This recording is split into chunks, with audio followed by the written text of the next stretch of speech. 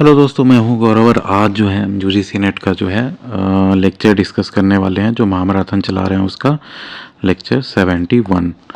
तो आप जो है अगर DSSB लाइब्रेरियन का प्रिपरेशन कर रहे हो, KVS लाइब्रेरियन का या NVS लाइब्रेरियन का या फिर EMRS का हो गया, तो कोई भी, या फिर स्टेट लाइब्रेरियन, कोई भी लाइब्रेरी साइंस के कंपटीशन का आप प्रिपरेशन कर रहे हो, तो ये सब लेक्चर्स आपको बहुत ज़्यादा हेल्प करेंगे। तो हमारे चैनल को ज़रूर सब्सक्राइब करें। तो चलिए शुरू करते हैं।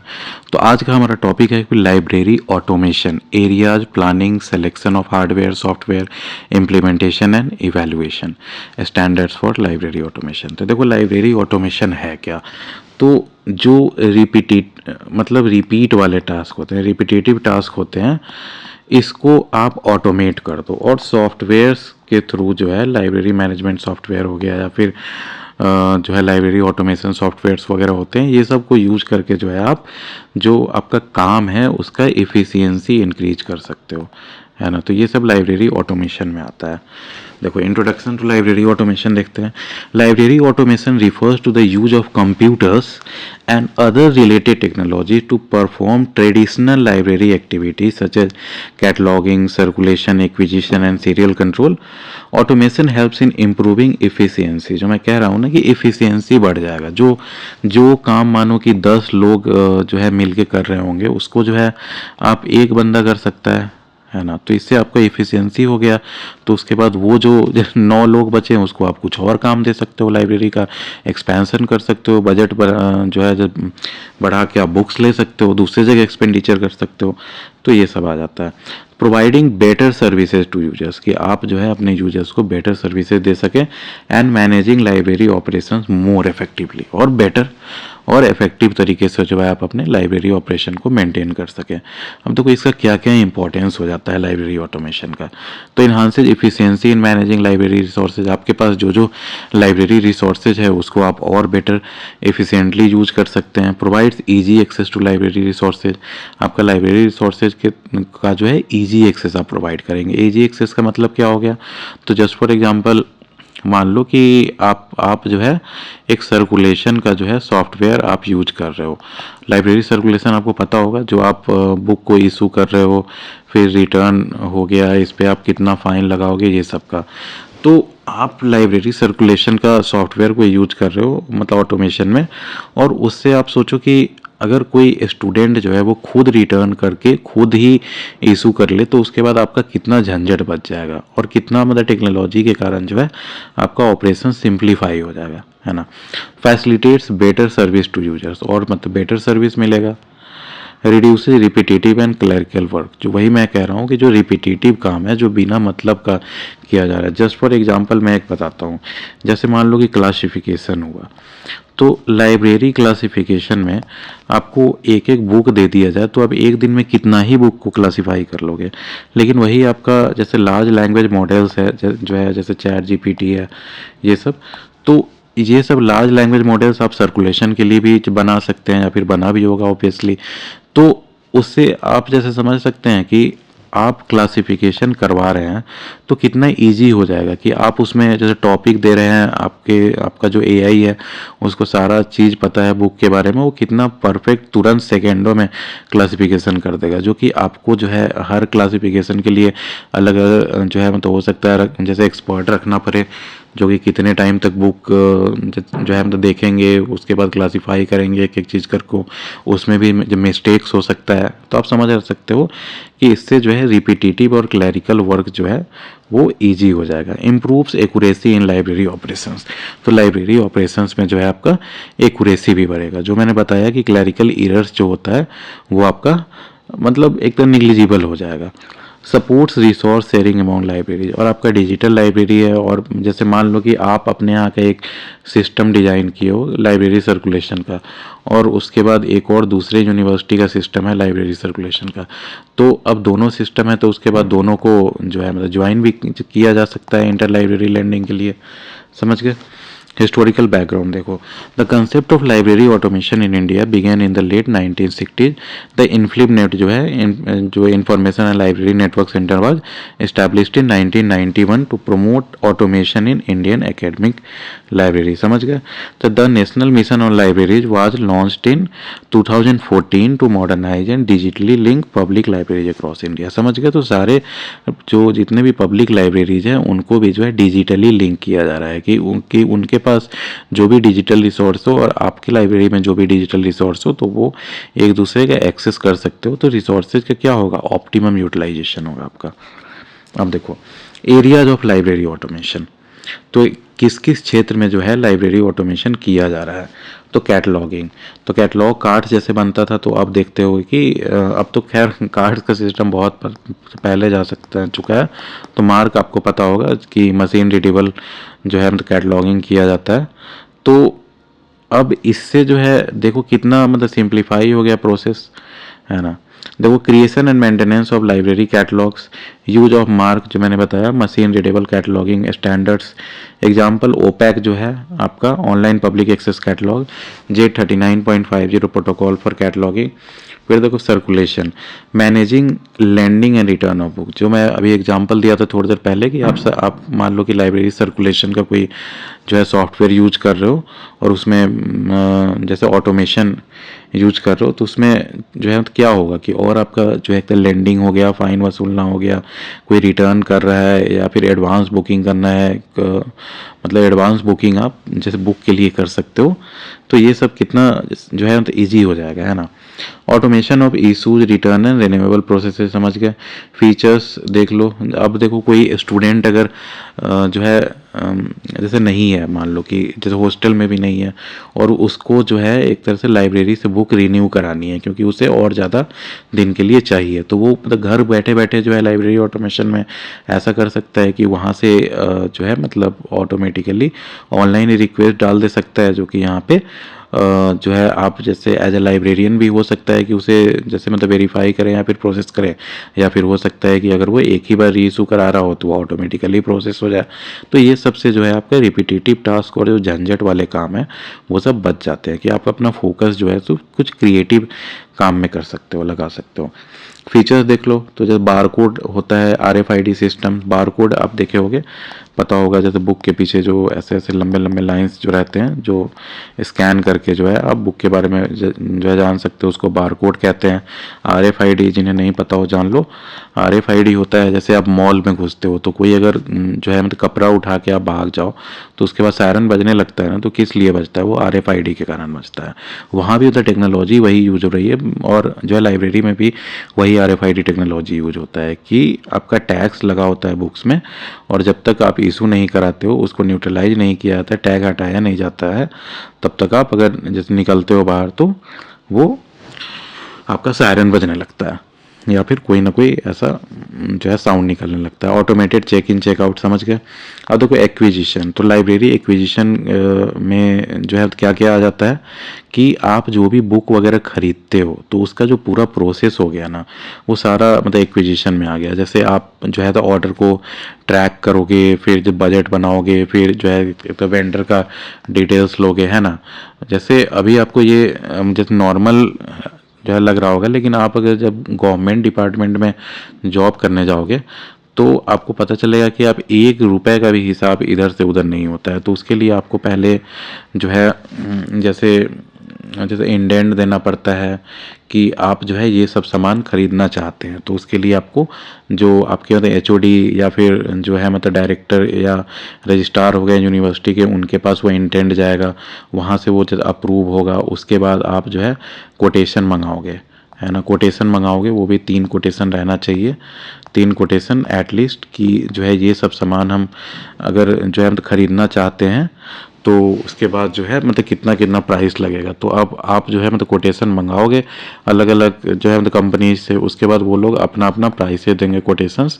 अब उसके बाद जो है आप उसको प्लेस करोगे ऑर्डर। नहीं तो जेम हो गया जो है गवर्नमेंट मार्केट प्लेस, उससे ख़रीदा जाता है, उसमें भी आप जैसे नोट शीट लिखा जाता है। बहुत मतलब जैसे परचेजिंग जो है ना और एक्विजिशन ये सब बहुत जैसे मतलब टीडियस काम है जो है गवर्नमेंट डिपार्टमेंट में। इट्स लाइक कि कम से कम 2-3 लोग उसी में जो है आपको जो बिजी मिलेंगे। तो ये सब जो एक्विजिशन जो होता है ये आपका बहुत नेसेसरी हो जाता है। अगर इस चीज़ को ऑटोमेट कर दिया जाए, गवर्नमेंट मतलब इसी चीज़ को जो सिंपल करने के लिए जेम जो है एक पोर्टल लाई थी, जो मतलब फ्लिपकार्ट जैसा पोर्टल है।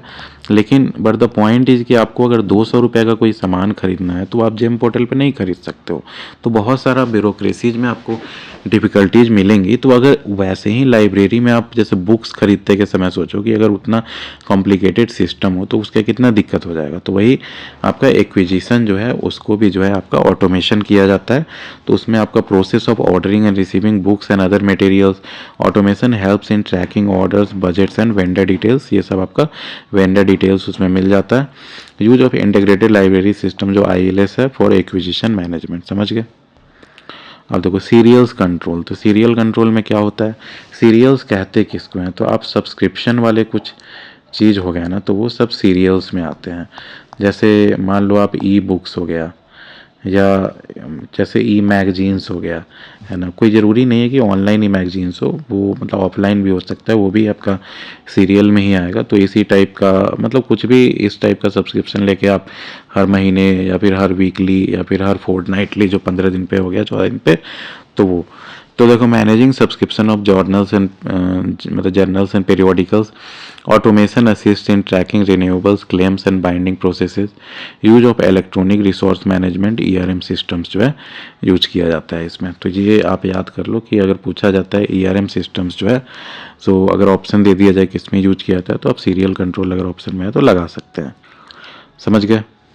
अब देखो ओपैक्स क्या है, तो ऑनलाइन पब्लिक एक्सेस कैटलॉग जो मैंने बताया है कि इसमें जो है आपके लाइब्रेरी में जितने भी डॉक्यूमेंट हैं वो उस कैटलॉग को आप अगर ऑनलाइन कर देते हो तो वो ओपैक्स हो जाता है कि कोई भी जो है देख सके। ऐसे तो आपका अगर जैसे कैटलॉग है, जैसे एक तो पुराने ज़माने में होता था तो वो आपका जो है जो बॉक्स में रखा रहता था कैटलॉग कार्ड्स बन के, तो उसमें सर्च करना रहता था। लेकिन अब अगर उसी चीज़ को आजकल के डिजिटल टाइम में आप जो है ओपैक जो ऑनलाइन पब्लिक एक्सेस कैटलॉग होता है वैसे पब्लिक कर देते हो तो सबके लिए ईजी हो जाता है ये जानना कि लाइब्रेरी के पास क्या क्या रिसोर्सेज है।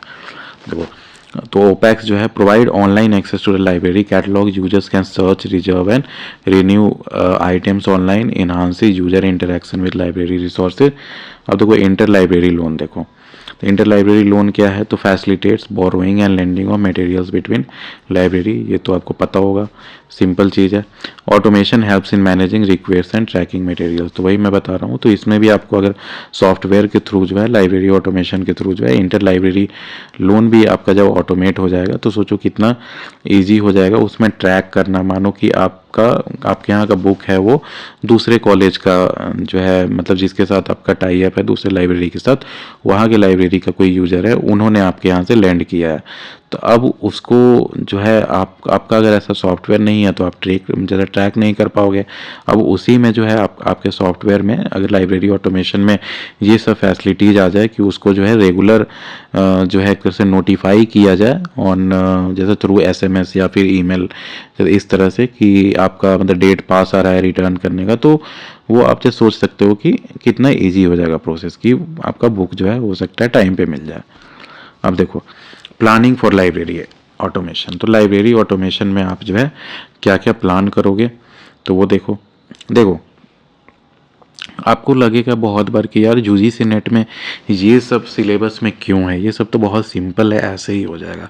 देखो आप सिंपल अगर देखोगे तो UGC नेट हो गया या फिर जो कोई भी यूनिवर्सिटी के एग्ज़ाम्स हो गया, आजकल देखोगे सिंपल भी लाइब्रेरी के एग्ज़ाम्स में ऑलमोस्ट सेम ही क्वेश्चन आने लगे हैं, क्योंकि आपको मतलब सारे कैंडिडेट वही बैठ रहे हैं, जो मास्टर्स भी है PhD भी है वो भी आपका मतलब ग्रेजुएट वाले जॉब्स के लिए बैठ रहा है। तो इसमें आप देखोगे कि आप अगर मास्टर्स हो तो आपसे एक्सपेक्ट किया जाता है कि आप जैसे ये एज द नेम सेज कि आप किसी चीज़ के मास्टर्स हो, आपको सब आता है उसके बारे में, है ना। तो आप UGC नेट का देख लो या फिर अदर कॉम्पिटिटिव एग्जाम्स का, तो उसमें आपको सब आना चाहिए, है ना। क्योंकि कंपटीशन जब बढ़ ही उस तरह से रहा है और कहाँ से क्वेश्चन पूछेगा किसी को नहीं पता है। आप ठीक है, आप अगर जैसे प्रिपेयर करोगे कि हाँ ठीक है ऐसे ही जैसे पढ़ते हैं और उसका कोई बात नहीं, कुछ जो है एक तरह से ऑब्जेक्टिव क्वेश्चंस मतलब कर लिए, 10,000 कर लिए, 15,000 कर लिए, और ऐसे जो है सारे के सारे डेप्थ में टॉपिक्स नहीं पढ़े और उसके बाद वो डेप्थ में पूछ दिया, तो आप जैसे मतलब क्या करोगे? और पूछता ही है।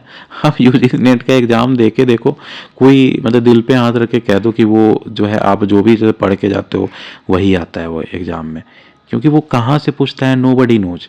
और जो सिलेबस दे जब दिया गया है पहले वो तो आदमी को पूरा आना चाहिए ना।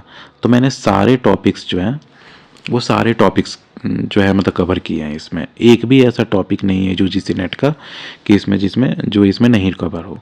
या फिर तो आप अगर सोचो यूजीसी नेट का आप अच्छे से प्रिपरेशन कर लेते हो तो आपसे कोई भी मतलब जो कंपटीशन होगा वो जो है एकदम निकलेगा ही, क्योंकि आप जब सबसे अच्छा कम्पिटिटिव एग्जाम का प्रिपरेशन कर लेते हो तो जब बाकी तो निकलने ही लगेगा और आप जस्ट टॉप पे ही रहोगे। देखो, तो प्लानिंग फॉर लाइब्रेरी ऑटोमेशन, तो लाइब्रेरी ऑटोमेशन के लिए आप कैसे प्लान करोगे? तो नीड्स असेसमेंट, तो पहले आपको जैसे असेस करना पड़ेगा कि आपको आपके क्या नीड्स और जैसे रिक्वायरमेंट्स है लाइब्रेरी में। जस्ट फॉर एग्जांपल मैं बताता हूँ, मान लो कि आप किसी रिमोट एरिया के जैसे स्कूल में जो है आप लाइब्रेरियन हैं, रिमोट स्कूल में जो है लाइब्रेरियन है, वहाँ पे टोटल 60 स्टूडेंट्स ही हैं। तो वहाँ पे कोई फ़ायदा होगा ऑटोमेशन का जब आपके एक एक रजिस्टर में सारा का सारा आप डिटेल रख सकते हो? तो वहाँ पे लाइब्रेरी ऑटोमेशन का कोई फ़ायदा ही नहीं है ना। और वहाँ पे आप अगर ये देखते हो कि आप स्टाफ में भी अकेले ही हो, तो आप जो है मतलब किस स्टाफ को जो है मतलब क्या काम दोगे लाइब्रेरी ऑटोमेशन में? क्योंकि एक बंदा चाहिए भी तो सॉफ्टवेयर संभालने के लिए और बाकी काम करने के लिए, और उसके बाद जो है एक नॉर्मल लाइब्रेरी देखने के लिए। तो आपको जो है पहले असेसमेंट भी करना पड़ेगा कि do you need library automation, है ना। और अगर नीड है तो क्या क्या चीज़ आप ऑटोमेट करना चाहते हो? अगर मान लो कि आपके पास जो है सारा का सारा ऑलमोस्ट जो है एक तरह से बुक्स आ ही चुका है ना, और उसके बाद आपके यहाँ मतलब ख़रीदा जाता है, मुश्किल से साल में 2-3 बुक खरीदा रहा है, तो आपको लाइब्रेरी सर्कुलेशन जो होता है उसको मतलब ऑटोमेशन करने का नहीं, मतलब सर्कुलेशन को ऑटोमेट कर सकते हो लेकिन एक्विजिशन जो हुआ उसको ऑटोमेट करने का कोई नहीं रिक्वायरमेंट रह जाएगा। तो वही it depends upon your requirements, है ना, और जो एक नीड्स है और आपका बजट भी है कि नहीं है। देखो, identify the specific needs and requirements of the library, involve stakeholders जो हैं librarians, staff, users in the planning process. तो अगर आप प्लान कर रहे हो तो जितने भी आपके लाइब्रेरी में स्टाफ है सबको आप मतलब सबके साथ मीटिंग करो और सबसे पूछो कि क्या क्या रिक्वायरमेंट है और जो आप जैसे करना चाह रहे हो वो रिक्वायर्ड है भी कि नहीं है। अब देखो, फिजिबिलिटी स्टडी में होता है कि आपके पास बजट है कि नहीं है, इंफ्रास्ट्रक्चर है कि नहीं है, आपके पास पता चला कि आपके पास कंप्यूटर ही नहीं है लाइब्रेरी में और आप लाइब्रेरी ऑटोमेशन का सोच रहे हो, है ना। तो वो ये सब आपका जो है मतलब फिजिबिलिटी स्टडी हो जाता है। Evaluate the feasibility of automating library functions. Consider factors such as budget, technical infrastructure and staff readiness. और स्टाफ भी आपकी जो है उसके लिए तैयार है या नहीं है। पता चला कि आपके सारे स्टाफ जो हैं जस्ट 55 ईयर्स से ऊपर वाले हैं और उसके बाद किसी को जो कंप्यूटर ही नहीं चलाने आता है। मैं ये नहीं कह रहा हूँ कि उन्हें नहीं आता है, मैं एक हाइपोथेटिकल सिचुएशन दे रहा हूँ, क्योंकि आप गवर्नमेंट डिपार्टमेंट्स में जाके देखो, कुछ आपको कम से कम 15 to 20 या 30% एम्प्लॉय जो बहुत एजेड होंगे ना, उनके दिमाग में यही रहता है कि देखो, मैं जो है गवर्नमेंट में बहुत अच्छे जगह जॉब कर चुका हूँ इसलिए मैं एक्सपीरियंस से बता रहा हूँ। उनके दिमाग में यही रहता है कि यार हमने तो काम कर लिया जितना करना था, अब जो नए आए हैं उन्हें करने दो ना, हमें क्यों काम दे रहे हो। ऐसी मेंटेलिटी होती है बहुत केस में। देखो, मैं ये नहीं कह रहा कि सारे ऐसे होते हैं, बट बहुत केसेस में ऐसी मेंटेलिटी होती है। तो वही है कि आपका स्टाफ तैयार भी है कि नहीं है, समझ गए। अब देखो, फॉर्मुलेटिंग ऑब्जेक्टिव। अब देखो, क्वेश्चन ऐसा भी आ सकता है कभी कि लाइब्रेरी ऑटोमेशन के प्लानिंग में जो है आपका स्टाफ रेडीनेस आता है कि नहीं आता है। तो आप सोचोगे कि यार स्टाफ तो काम करेगा ही, उसको तो जैसा बोल दिया जाएगा, तो ये नहीं आता होगा। लेकिन तो ये सब जो है आपका जो माइन्यूट चीज़ें जो है ना, ये सब याद रखा करो। फॉर्मुलेटिंग ऑब्जेक्टिव्स, आपका जो है आपको मतलब ऑब्जेक्टिव बनाना पड़ेगा कि कैसे कैसे ऑटोमेशन प्रोजेक्ट को आगे जो है मतलब करना है आपको, जो है जैसे क्या क्या अचीव करना है, टारगेट्स रख सकते हो। फिर आपको जो है मतलब टाइम बाउंड ऐसा रखना पड़ेगा कि पूरा सिस्टम क्योंकि चेंज होगा तो आपको जल्दी से जल्दी ये काम निपटा दिया जाए कि आपका लाइब्रेरी का जो है एक तरह से मतलब स्टूडेंट्स को दिक्कत ना हो। समझ गए? देखो, define clear objectives and goals for the automation project. Objective should be specific, measurable, achievable, relevant and time bound. समझ गए? स्मार्ट। अब देखो, budgeting. Prepare a detailed budget for the automation project. तो आपको बजट बनाना पड़ेगा कि कितना खर्च होगा, इसमें क्या क्या रिक्वायरमेंट है। Include cost for hardware, software, training and maintenance. फिर देखो, project plan. Develop a comprehensive project plan outlining steps and timeline.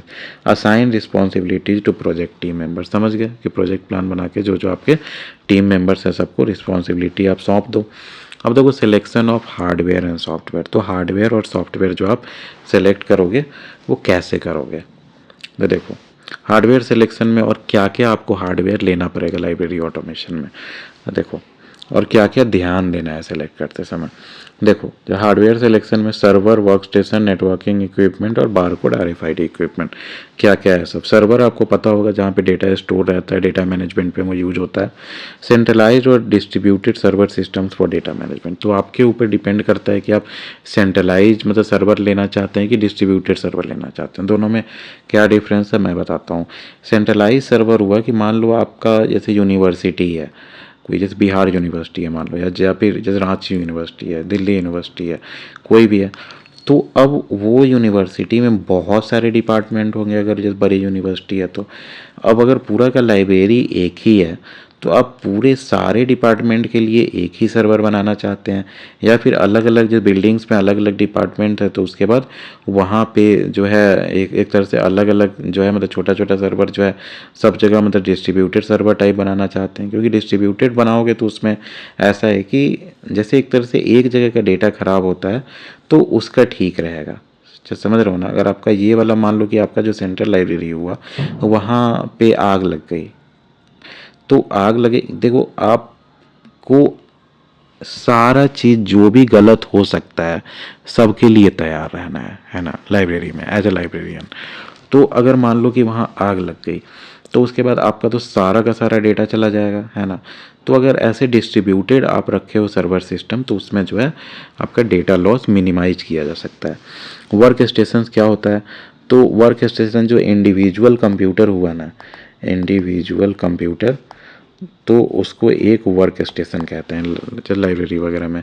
तो वो computers for staff and user channels, वही है जो स्टाफ और यूजर चैनल्स है उनके लिए इंडिविजुअल कंपोनेंट। अब जब नेटवर्किंग इक्विपमेंट क्या है, तो जैसे राउटर्स हो गया, स्विचेज हो गया एंड केबलिंग फॉर कनेक्टिविटी। तो ये सब आपको राउटर, स्विच और केबल, ये जैसे ये सब रिक्वायरमेंट होगा, ये तो आप समझ ही गए होंगे।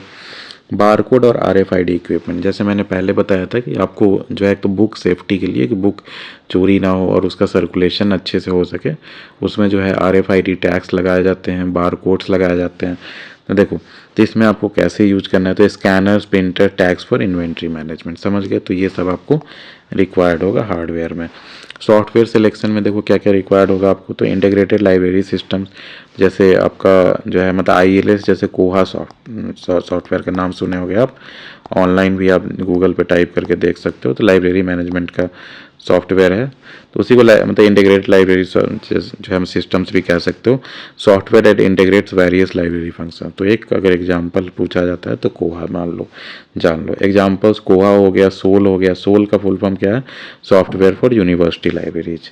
समझ गए? ये बहुत इंपॉर्टेंट है, जान लो। SOUL software for university libraries और एवरग्रीन, ये सब आपका इंटीग्रेटेड लाइब्रेरी सिस्टम का सॉफ्टवेयर है। अब देखो, क्राइटेरिया फॉर सिलेक्शन, तो आप मतलब कैसे सेलेक्ट करोगे, तो वो कितना यूजर फ्रेंडली सॉफ्टवेयर है, कस्टमाइज कर सकते हो कि नहीं कर सकते हो। ऐसा तो नहीं है कि जैसा दिया है सॉफ्टवेयर वैसा ही सॉफ्टवेयर रहेगा, आप कुछ भी नहीं चेंज कर सकते हो। वेंडर सपोर्ट, तो आपको कोई प्रॉब्लम आ रही है सॉफ्टवेयर में या कोई एरर हुआ है, कोई दिक्कत है, सपोर्ट चाहिए, तो वेंडर सपोर्ट भी करेगा या नहीं करेगा। कंपेटिबिलिटी विथ एग्जिस्टिंग सिस्टम्स, तो आप आपका मतलब इसका क्या मीनिंग हुआ कि मान लो कि आपका जैसे डेटाबेस है, तो जैसा डेटाबेस है उसी डेटाबेस के साथ ही ये काम तो कर लेगा ना। ऐसा तो नहीं है कि इसके लिए जो है मतलब ये जो आपका जो सॉफ्टवेयर है वो पुराने डेटाबेस को सपोर्ट ही नहीं कर पाएगा। तो ये सब आ जाता है कॉस्ट इफेक्टिवनेस, कि आपका जो है प्राइस के अनुसार जो है आपका कॉस्टली है या कॉस्ट इफेक्टिव है। समझ गया। अब देखो स्टैंडर्ड्स एंड प्रोटोकॉल्स, तो क्या क्या स्टैंडर्ड्स और प्रोटोकॉल्स है इसमें लाइब्रेरी ऑटोमेशन में। तो मार्क आपको पता होगा, मशीन रीडेबल कैटलॉगिंग जो है ये स्टैंडर्ड है आपका कैटलॉगिंग के लिए। अब J39.5 जो है तो ये है आपका प्रोटोकॉल फॉर इंफॉर्मेशन रिट्रीवल का J39.50 जो है आपका प्रोटोकॉल है। प्रोटोकॉल्स और स्टैंडर्ड्स के बारे में पहले मैंने लेक्चर्स में बताया है कि ये आपके जैसे प्रोटोकॉल्स इसलिए डिफाइन किए जाते हैं कि हर कोई सेम प्रोटोकॉल यूज हो जो करता है, तो उसके बाद डेटा जो है मतलब सीमलेसली शेयर हो सकता है। नहीं तो यूएस अलग प्रोटोकॉल यूज करने लगे, जो है जो यूके में अलग होने लगे, ऑस्ट्रेलिया में अलग, चाइना में अलग, हमारे यहाँ अलग, तो कभी भी डेटा शेयरिंग ईजी से हो ही नहीं पाएगा। समझ गए। अब देखो डबलिन कोड, तो स्टैंडर्ड फॉर ये मेटा डेटा है। अब देखो इम्प्लीमेंटेशन ऑफ लाइब्रेरी ऑटोमेशन, तो अच्छा डबलिन कोड जो है आपका मेटा डेटा मैंने पहले के लेक्चर्स में बहुत अच्छे से बताया है, तो वो सब आप देख लेना। तो वो जैसे ये मैंने बताया ना कि आपका मार्क जो है तो ये आपका कैटलॉगिंग का स्टैंडर्ड है ना। समझ गया। कैटलॉगिंग का स्टैंडर्ड है J39.50 जो है ये आपका प्रोटोकॉल फॉर इंफॉर्मेशन रिट्रीवल का है। समझ गया। और वैसे ही डबलिन कोड जो हुआ ये आपका जो है मेटा डेटा का स्टैंडर्ड है, मेटा डेटा स्टैंडर्ड। समझ गए। तो ये आपको मैच द फॉलोइंग में भी आता है और ये बहुत इंपॉर्टेंट क्वेश्चन है। आप मेरे सारे लेक्चर्स में फील कर रहे होगे कि मैं इंपॉर्टेंट क्वेश्चंस डेट्स वगैरह जो है बहुत जानबूझ करके फोकस करके बताता हूँ। अब देखो इम्प्लीमेंटेशन ऑफ लाइब्रेरी ऑटोमेशन, तो आप लाइब्रेरी में ऑटोमेशन कैसे इम्प्लीमेंट करोगे। तो पहले सिस्टम इंस्टॉलेशन, तो पहले जो है आप हार्डवेयर और सॉफ्टवेयर इंस्टॉल करोगे अपने लाइब्रेरी में। तो setup and configure hardware and software, ensure proper networking and connectivity, तो प्रॉपर नेटवर्किंग और कनेक्टिविटी आपके यहाँ है या नहीं है आप ये इंश्योर करोगे। डेटा माइग्रेशन, तो transfer existing data into new systems, तो जो नया सिस्टम है उसमें आप जो है पुराना डेटा को माइग्रेट करोगे। Ensure data accuracy and integrity during migration, तो आपको ये इंश्योर करना पड़ेगा कि आपका डेटा जो है एक्यूरेट है और आपका इंटीग्रिटी मतलब वो सही मतलब ट्रांसफ़र हो रहा है। ऐसा तो नहीं है कि एक कॉलम का डेटा वो दूसरे कॉलम में आपका जैसे माइग्रेट करके चला गया मतलब फॉर्मेट वगैरह चेंज होने के कारण। तो ये सब। अब ट्रेनिंग, आपको स्टाफ को ट्रेन करना पड़ेगा है ना, ओरिएंटेशन प्रोग्राम्स करना पड़ेगा मतलब, और फिर मतलब स्टूडेंट्स को भी जो है आपको सबको जो है बताना पड़ेगा कि अब से जो है लाइब्रेरी में ऐसे ऐसे इशू होगा। Provide training to library staffs on using the new system, conduct user orientation sessions for patrons. Patrons क्या होता है, तो पैट्रन्स जो है आपका यूजर्स को ही पैट्रन्स कहते हैं।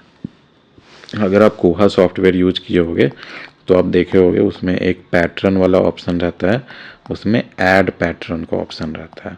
ऐड पैटर्न आप खोलोगे तो उसमें नेम हो गया, एज हो गया, ये सब मतलब बहुत चीज़ लिख के आ जाता है। तो मतलब क्या हुआ कि आप एक नया लाइब्रेरी यूजर ऐड कर रहे हो अपने में। अब देखो पायलट टेस्टिंग, उसके बाद आपको उसका टेस्टिंग करना पड़ेगा। जब पायलट टेस्टिंग कहते हैं कि फर्स्ट टाइम मतलब रियल टेस्टिंग से पहले, जैसे इलेक्शन से पहले मॉक इलेक्शन होता है ना, उसी टाइप जो है रियल आपका टेस्टिंग से पहले आपका पायलट टेस्टिंग होता है। Conduct a pilot test to identify and resolve any issues, कि आपको सॉफ्टवेयर और पूरा सिस्टम यूज करने में कोई दिक्कत तो नहीं है। 2-3 दिन आप चला के देखिए कि और भी सब लोग को पूरा एक तरह से ट्रायल जो होता है वो करके देखना चाहिए। Collect feedback from user and staff, और उसके बाद जो है आप यूजर्स और स्टाफ से फीडबैक भी आप मांग सकते हैं कि मतलब सही है या फिर और कुछ चेंजेस होने चाहिए। Go live, officially launch the automated system, monitor the system closely during the initial phase. समझ गया। अब देखो इवेलुएशन ऑफ लाइब्रेरी ऑटोमेशन, देखो performance evaluation, assess the performance of the automated system, use metrics such as system uptime, response time and user satisfaction। समझ गए। तो आपको performance evaluation जो है कर सकते हैं, इवेलुएशन ऑफ लाइब्रेरी ऑटोमेशन। तो आप लाइब्रेरी ऑटोमेशन को जो है इवेलुएट कर सकते हैं कि जो है आपका जो परफॉर्मेंस उसका जो है आप जैसा चाह रहे थे वहाँ वैसा है भी या नहीं है। तो ऐसे the performance of the automated system use matrix such A system up time, कि आपका अप टाइम किसको कहते हैं कि मान लो कि 100% टाइम जो हुआ 24 आवर्स में से, तो इसमें से जो है कितना टाइम 24 आवर्स जो हुआ ना, तो उसको 100% मान लो, तो इसमें से कितना टाइम वो सर्वर डाउन रह रहा है, ये सबको अप टाइम और डाउन टाइम कहते हैं। समझ गए? रिस्पॉन्स टाइम कि वो कितना टाइम ले रहा है आपको रिस्पॉन्स करने में। ऐसा तो नहीं है कि आप एक बस जो एक पैटर्न ऐड करना चाह रहे हैं जैसे जो लाइब्रेरी यूजर, और आपको जो है 1 घंटे लग जाए क्योंकि इतना ज़्यादा एरर्स आ जाए या सिस्टम सॉफ्टवेयर सही से चल नहीं रहा हो, है ना। एंड यूजर सेटिस्फैक्शन कि यूजर आपके चेंज से जो है सेटिस्फाइड है भी या नहीं है। अब देखो user feedback, collect feedback from users to identify area for improvement, conduct surveys and focus group discussion. अब देखो continuous improvement, implement changes based on evaluation and feedback, keep the system updated with the latest technologies and standards. समझ गए? अब देखो standards for library automation, तो library automation के जो standards हैं ये सब कुछ बहुत इंपॉर्टेंट है, तो ये सब जान लो। देखो इम्प्लीमेंट स्टैंडर्ड्स, तो implement provides guidelines and standard for library automation in India, promotes the use of source software and other non source uses। तो ये यूजीसी के अंडर आता है, ये जान लो इन्फ्लिनेट। तो समझ गए? अब देखो तो इन्फ्लिनेट का स्टैंडर्ड समझ गए, तो ये क्या क्या है, तो सोर्स सॉफ्टवेयर जो है और other open source software. Open source software पता है ना, जो बिकता नहीं है, मतलब वो सोर्स उसका ओपन है, कोडिंग वगैरह आप भी अपने अनुसार जो है चेंज कर सकते हो सकता है कि बहुत केस में आपको लाइसेंस लेना पड़े उसको चेंज करने के लिए, लेकिन आपको ये मोस्टली फ्री में अवेलेबल रहता है। अब देखो ISO 2789 क्या है, ये किस चीज़ का स्टैंडर्ड है? ISO 2789 तो international standard for library performance indicator. तो 2789 जो है आपका, तो लाइब्रेरी परफॉर्मेंस कैसा आपका है उसका इंडिकेटर है, तो उसका स्टैंडर्ड है ISO 2789। ये सब बहुत बार पूछा गया है एग्जाम में, मैच द फॉलोइंग टाइप में पूछता है। Helps in benchmarking and performance evaluation, समझ गए कि आपका लाइब्रेरी का परफॉर्मेंस कैसा है, तो उसको बेंचमार्किंग करता है वो। ISO 11620 तो ये किस बारे में है? The international standard for library statistics, तो लाइब्रेरी का जो स्टैटिस्टिक्स हुआ डेटाबेस, तो उसका स्टैंडर्ड है ये। Provides guidelines for collecting and reporting library data, तो आपको लाइब्रेरी का जो डेटा है वो कैसे रिपोर्ट करना है इसके लिए भी ये गाइडलाइंस देता है। तो याद कर लो ISO 11620 जो है आपका लाइब्रेरी स्टैटिस्टिक्स से रिलेटेड है, और 2789 जो है आपका लाइब्रेरी परफॉर्मेंस से रिलेटेड है। नेशनल मिशन ऑन लाइब्रेरी तो पता ही आपको, जो 2014 में जो है मोदी जी द्वारा दिया गया था। Aims to modernise and digitally link public library across India, provides funding and support for library automation project. तो यहाँ पे ये हमारा लेक्चर ख़त्म होता है। तो आपको कोई डाउट हो, कुछ पूछना हो, कैसा लगा लेक्चर, ये सब बता सकते हैं हमें कमेंट सेक्शन में। तो हमारे वीडियो को शेयर करें अपने फ्रेंड्स के साथ ग्रुप में, अगर आपका कोई लाइब्रेरी का ग्रुप है या फ्रेंड्स हैं जो लाइब्रेरी के हैं तो, और हमारे चैनल को ज़रूर सब्सक्राइब करें। Thank you, have a nice day.